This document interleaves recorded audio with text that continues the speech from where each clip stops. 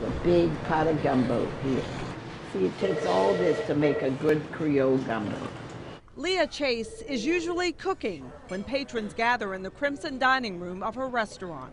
Ham, chicken. I'm going to put the shrimp in it and crabs in it. Oh, and then you'll have a good pot of gumbo.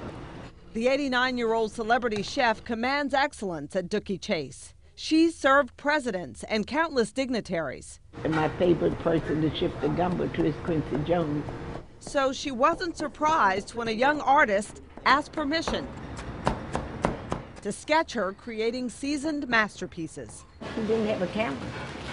He had an easel. He stayed in this kitchen, Creole kitchen, with an easel. Leah Chase's artistry in the kitchen is now immortalized in oil. A homegrown artist has paid tribute to her at an exhibition here at the New Orleans Museum of Art. And so it really shows the behind-the-scenes effort that goes into putting a beautiful meal on the table for her guests. The gallery looks familiar. And this is actually the same color that Leah has used in her restaurant.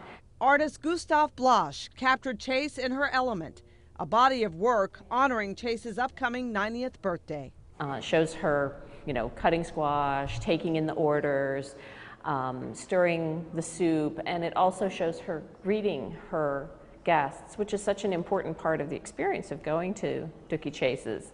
Blache, a NOCA graduate now based in New York, spoke about the project at the exhibit's opening. My goal was to tell the story of Miss Leah Chase in the kitchen and to put a spotlight on all the work that she does prior to us getting there at 12 o'clock to eat lunch. I got kind of angry with him because you got an easel, you got a paintbrush.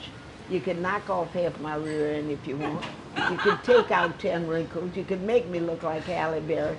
No, you didn't do that. You made me look like me. This is a table from the restaurant. This is a table from the restaurant, and these are her chairs, too. So we got chairs from the restaurant, and then we've asked our visitors to share a story about food. See if you can make him feel like a queen or a king there.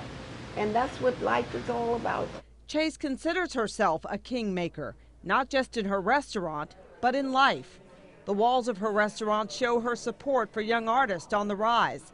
Now she's using the exhibit to keep giving back. She asked that this time a purchase fund be established in her honor, particularly for us to acquire works by young and emerging African-American artists. Donations poured in from those who love her to the tune of $100,000. She's contributed in just every aspect of life here in the city, and so we just couldn't think of a better way to pay tribute to her than with this exhibition.